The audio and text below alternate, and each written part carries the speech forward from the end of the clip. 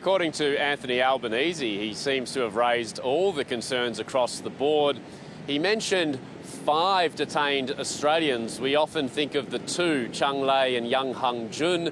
Those 2 are sitting in Beijing, locked up on vague national security charges. But Anthony Albanese was keen to mention there are another 3 detained Australians who have actually been convicted and sentenced to death in China.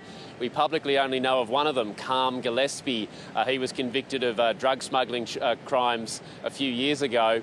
So Anthony Albanese said he expressed Australia's opposition to capital punishment. He advocated for those 3 Australians facing the death penalty, plus Yang Heng-jun and Qiang Lei. He said most Australians expect that she should be able to return home to her children in Australia. He also said he raised the concerns about the continuing trade sanctions on Australian wine, high tariffs that China impose for apparent political reasons, but also other Australian export sectors that were affected by Beijing's actions and yet to have their trade into China restored to the levels that it was at previously before the relations turned sour. You know, you've covered China for many, many years. How significant is it now that he has been invited to go to Beijing? Well, not just that he's been invited, but today Anthony Albanese confirming that he will go before the year is out. The date is yet to be set. It's significant because this is the first visit by an Australian Prime Minister to Beijing for 7 years. Mind you, COVID kind of derailed normal diplomatic interactions for about 3 of those years. But also, too, because it signals that the Chinese government feels relations with Australia are back to a near normal level. And Australia obviously feels that is somewhat the case. But as Anthony Albanese has made clear on many occasions, the relationship is not like it was, you know, going back 10 years. He always repeats that mantra. We'll engage with China, we'll work on issues of mutual interest, but we'll disagree where we must.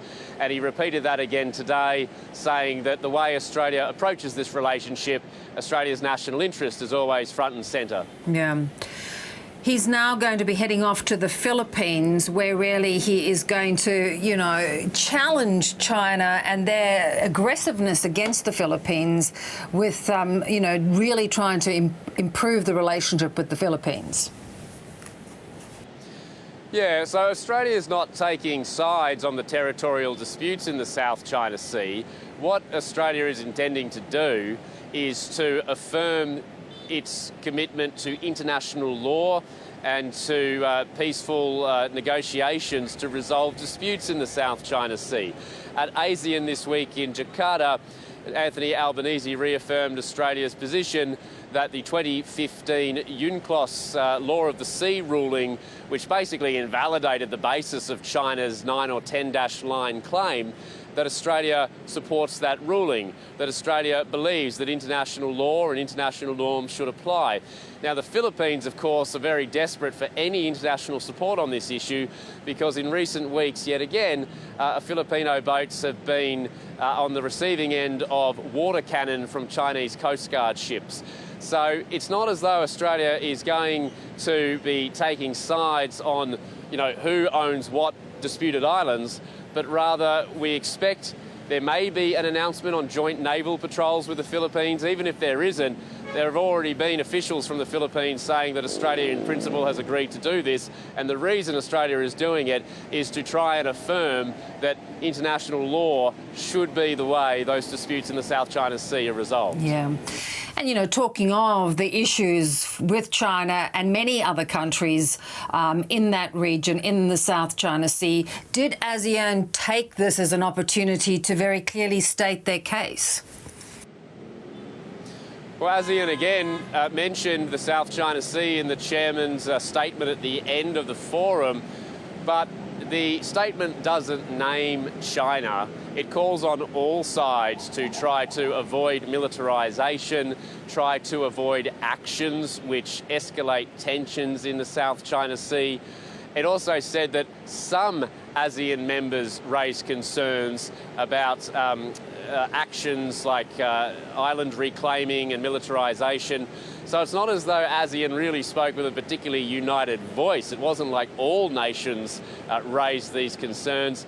And this follows what we've seen for many years. There are several countries like Cambodia, Laos, for example, that receive heavy investment from China, and they don't really seem to be in lockstep with the claimant nations like the Philippines or Vietnam, which are at the front line of these territorial disputes. And it's for this reason, Bev, with ASEAN not really able to issue anything particularly strong about the South China Sea, that you see the Philippines government not just trying to do naval patrols with Australia, but in recent months also expanding military base access to the United States. Clearly, the Philippines is a nation that feels that ASEAN, or a so-called code of conduct, which is still under negotiation, is not really going to help their cause when it comes to protecting what they claim is theirs. Yeah, countries will have to look elsewhere. Good to talk, Bill. Thanks so much. Thanks.